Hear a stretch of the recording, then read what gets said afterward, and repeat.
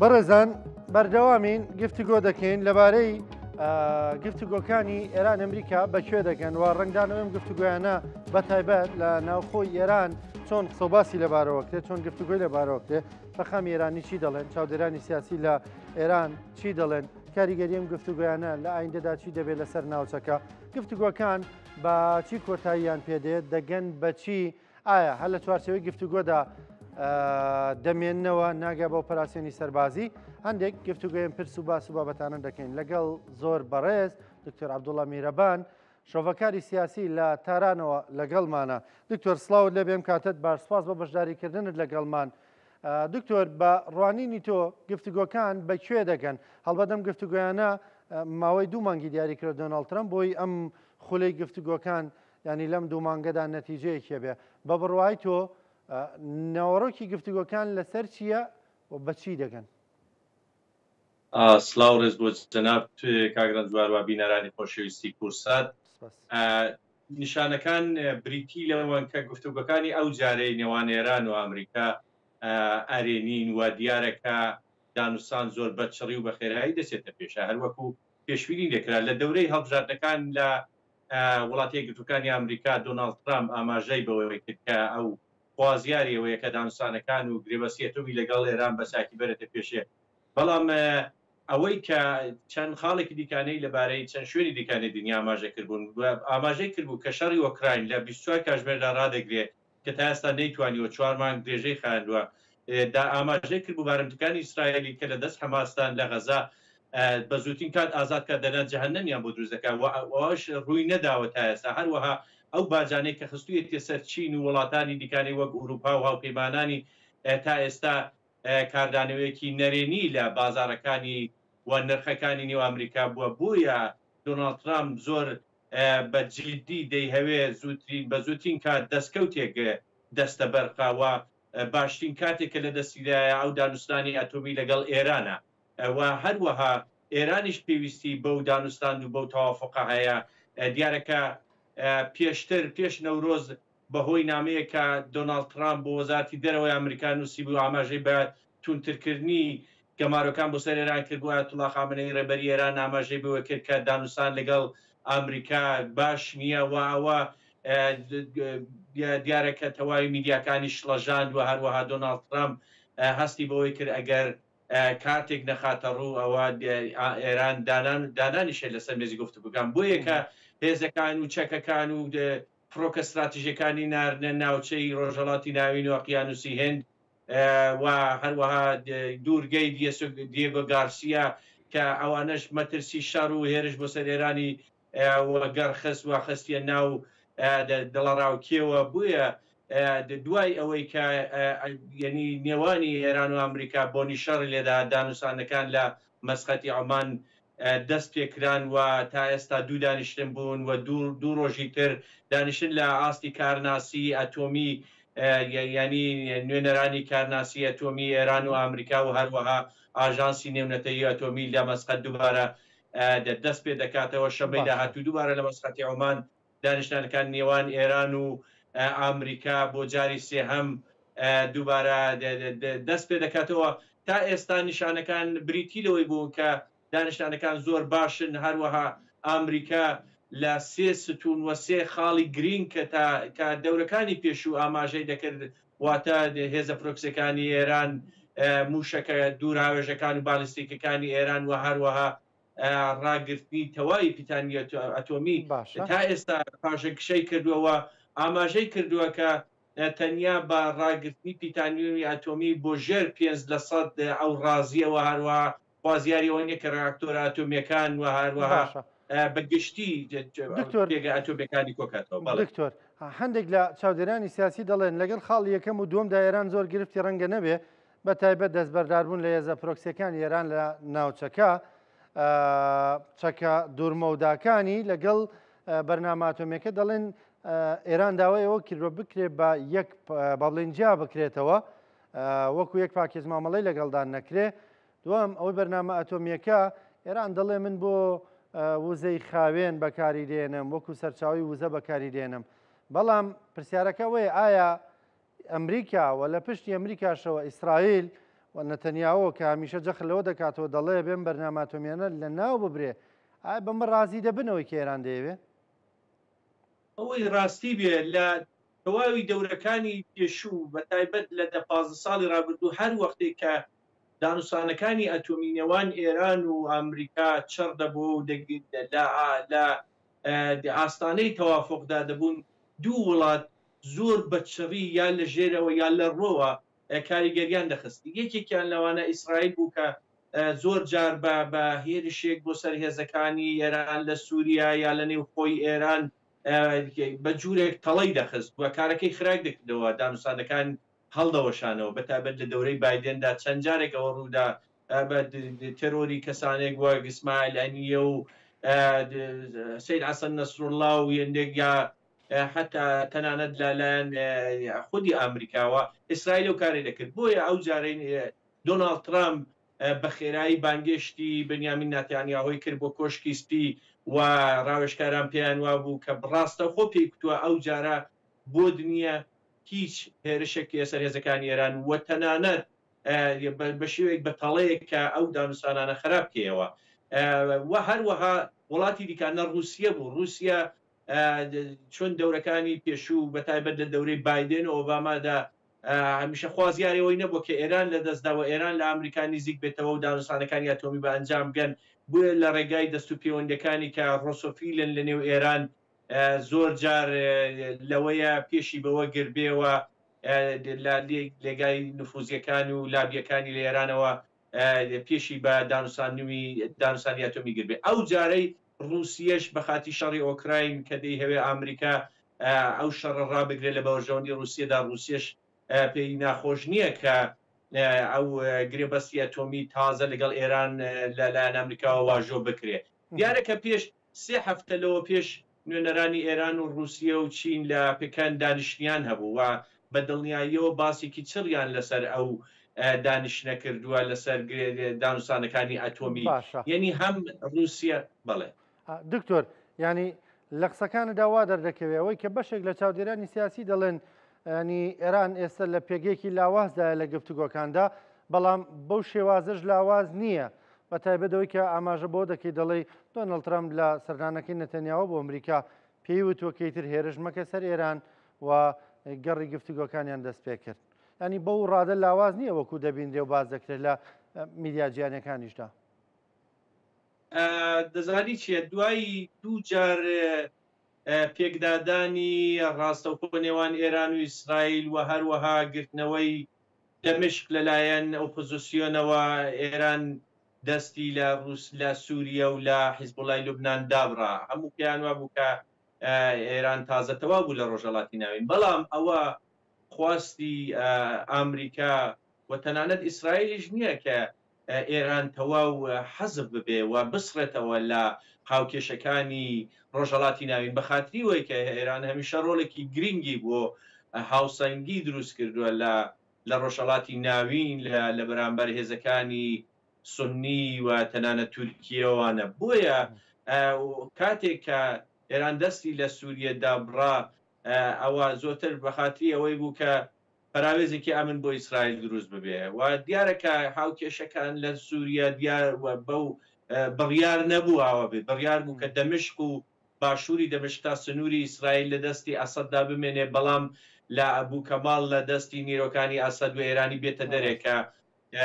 حایلێک دروست بکرێت لە نێوان عەرەبی سوننە و تورکیا بۆ سەر ئیسرائیل و هەروەها لە سنوورەکانی ڕۆژهەڵاتی سووریا لە دەستی هێزەکانی ئەسەد و ئێران بێتە دەرێ بکەوێتە دەستی کوردەکان و ئێران دەستی وێ نەگا. ئەمە ئاماژە بکەین کە ئێستا کە ئێران هەمیشە تێچووی هەبوو لەسەر سووریا و حیزبوڵای لەبنان تێچووی ئابووری هەبوو تێچووی سیاسی هەبوو ئێستا لە کۆڵی بوونەوە بە خاتی ئەوەی ئێمە دەڵێن کە ئەوە نەتەنیا نەبوو هۆی لاوازی ئێران بەڵکو ئەوەی کە تێچووی ئابووری تێچووی سیاسەکانی لە سووریا و لوبنان لێخەبوونەوە ئەوە دەتوانێت پێگەیەکی باش پێ بۆ ئێران کە بتوانێت دووبارە خۆی دەستکاتەوە ئەو گۆڕانکاریە. دکتۆر ئەم هێزانە با بڵین تۆ دەڵێ ئەم مەسروفە لە کۆڵی ئێران بۆیەوە هەم لە لوبنان هەم لە سووریا بەڵام ئایەوە ئێران بوو خۆی هێزانەی بەکاردێنەوە دەعمی دەکردن یانەوەی کە وەکو جۆرێک ببوون بە بار بەسەر ئێرانەوە و ئێستا وەکو دەڵی ئەوە لە کۆڵی بوونەوە. دەتوانین بڵین هەردوو لایەن سەرەتا ئێران زۆر بەگشتی زۆر بەچڕی لە شەڕی سووریەدا دەخالەتی کرد چۆ ناویەوە بەڵام دوجار کە لەگەڵەوەی کە کات تێپەڕی ئەوانە دێمەتۆزی بوون کە بەشار ئەساد زۆر ڕووی لە ئێران نییە و پێی خۆشە دووبارە بگەڕێتەوە باوەشی دنیای عەرەب و ئیتیحادیی عەرەب بووە زۆر جار هێزەکانی ئێرانی کە لە سووریە لەلایەن ئیسرائیلەکانەوە دەپێکران دەنگۆی ئەوە هەبوو کە هەندێک دەست و پەیوەندیان لە نێو دەستگامیەکانی سووریە هەیە بۆیە کە دەتوانین بڵین هەردوو گلابوو لە سەرەتادا بەڕاستی ویستی کە دەخالەت بکەوە بەشار ئەسەدی پاراست بەڵام لەو ئاخیرانەدا بەو ئامانجە گەیشتن کە بەشار ئەسەد تازە ناتوانێت هاوپەیمانێکی باش بێ بۆیان لەگەڵ وەشدا کۆمەڵێک فاکتۆری دیکانەش کاریگەر بوون وەکو تورکیا کە پێم وابێ پلانی ئەمریکا و ئیسرائیل بە یەکجاری ئەوە نەبوو کە دەمشقش بکرێتەوە دەستی هێزەکانی جەولانی بەڵام تورکیا کارێکی کرد کە ئاراستەکان گۆڕێەوە بە یەکجاری بڵێ فەرموو بەردەوام بەویستە لەسەر تورکیا تۆزە قسەکەی من گەرمەوە سەرخاڵێکی پێشتر کە ویستم ئاماژە بکەم ئیسرائیل چین و رووسیا و تەنانەت ئێرانیش هەمیشە بە دوای ئەوەدا بوون لەو 20 ساڵی ڕابردوودا کە هێژمۆنی ئەمریکا بشکێنن و ئەوان پێیان وایە بوونی دۆناڵد ترامپ دەرفەتێکی باشە کە کایە بکەن لەو بینەدا بۆەوەی کە هێژمۆنی ئەمریکا بشکێنن گەرچی دۆناڵد ترامپ بە دروشمی هەوڵ ئەمریکا دەی هەوێ هێژمۆنی ئەمریکا دووبارە بەهێز بکاتەوە لە دنیادا بەڵام رووسیە و چین بەتایبەت زۆر زرینگتر لەوان وەدایان هەوێ ژێر بەژێر کارێکن کە لەو 4 ساڵێکە دۆناڵد ترامپ لەسەر کارە و بەو هەڵانەی کە دەیکا هاوپەیمانەکانی لێ دوورکەنەوە قەیرانی ئابووری بۆ دروستکەن لە بواری ژۆ استراتیژیکەوە پێگەکەی لە ڕۆژهەڵاتی ناوین و لە ئاسیایی شەرقی یعنی ڕۆژهەڵات و هەروەها لە ئوروپادا بلاواز بکەن بۆیە من پێم وایە ئەوانە خەریکی کایەیەکن و هاوکات لەگەڵەوەی کە چراسە و زیانداوە بە ئێران کە تۆ دانوستانەکانت بەرە پێشێواروە ئایەتوڵا خامەنەی چەند ڕۆژ لەوەبەر نامەیەکی لە ڕێگای وەزیری دەرەوە عەباسی عێراقچی نار بۆ پوتین دیارە حتمەن بە دڵنیاییەوە ئاماژەی بۆ دانوستانەکانی ئەتۆمی کردووە پوتینیش ئەگەری زۆر چراسە و زیدا بێ ئەوان بە دوایەوەی دان کە ئێران بپارێزن لە ڕێگای دانوستانی ئەتۆمی بۆ خۆیان تا دەورەی دۆناڵد ترامپ تێدەپەڕێ و شەڕ ئێران لە شەڕ بە دوور ببێ و هاوکاتیش ئەمریکا بە پێچەوانەوە چاوی لەوەیە کە دوای چەندین دەیا گەمارۆی ئابووری لەسەر ئێران نەیتوانێەوە ڕژیم بگۆڕێ ڕژیم چێنج بکە و ئەوان پێیان وایە کە دەبێت ڕووکردێکی دیکانە لە بەرامبەر ئێران بگرنە بەرێ و دانوستانی ئەتۆمی بە جوورێک بەنجام گێنن کە وەزی ئابووری ئێران باش بێ و لەو ڕێگایەوە وەزی ئابووری خەڵک باش بێ کەڕێ وەزی ئابووری خەڵک باش ببێ ئەوە ڕووکردێکی خوشگوزەرانی و ڕفاه و لیبرال لە نێو خەڵکدا باو دەبێ و خەڵکی فارس نیشانی داوەکە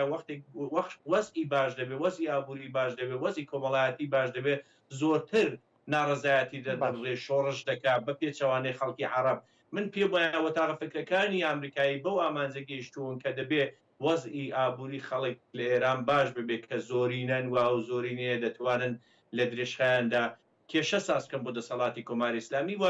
دروستە لە کورتخایەندا دەسەڵاتی ئێستای کۆماری ئیسلامی لەوەیە نەفع بەرێوە ببێتە هۆی درێژکردنەوەی دەسەڵاتی بەڵام لەوەیە لە درێژخایەندا ئەو وەزی ئابووری باشبوونی خەڵک کێشە ساز ببێت و کۆمەڵی کارتێری اقتصادی و مافیاوانە دروست ببن لێران دکتۆر هەندێک دەڵێن ینی ئەو سیاسەتی دۆناڵد ترامپ کە لەسەر ئێران پەیڕەوێکە ئەو پەڕی گوشار ئەمە دروشمەکەی بوو ینی تا ئەو پەڕی گوشار بکرێتە سەر ئێران لە ڕووی ئابوووریەوە بەڵامەوەی تۆ دەڵێ گەر دۆخی خەڵکەکەی باشتر بێ ڕەنگە لە دوورمەودادا ئەمە وا بکە کە جۆرێک لە شۆڕش جۆرێک لە کێبرکێ جۆرێک لە بەدەنگ هاتنی خەڵک لە ئێراندا هەست پێ بکرێ یعنی ئێمە ئێستا پێچوانەکەی دەبینین گوشارە لەسەر کۆی وڵاتەکە و خەڵک لەوێ لە دۆخێکی لە گرانیەکی سەختدان بەتایبەت بەهۆی بەهای دراوەکەەوە بەرامبەر بە دۆلار بەڵێ لە تەواوی 45 ساڵی ڕابردوودا شۆڕشی گەلانی ئێران بە ئامانزگەیش و ئەو گەمارویانە هەمیشە هەبوون بەڵام لە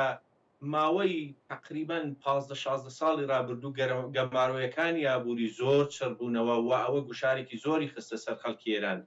لە تەواوی ئەو ساڵانەدا چەند جارێک خەڵک هاتنە سەر شەقام ناڕزایەتیان دەبڕیوە بە ئامانج نەگەیشتن بۆیە من پێم وایە دیوە فکرەکانی و استراتیژی داڕێژەکانی ئامریکا بەو دەرەنجامە گەیشتوون کە ئەو گەمار و ئابوووریانە خەڵک زۆرتر لاواز دەکا و خەڵکی ناومێت کردووە خەڵک توانای بربەرەکانی و خۆپێشاندان و گۆڕانی لە دەسەڵات دانیە ئەو بۆچوونی منە ڕەنگەوانە بێ بەڵام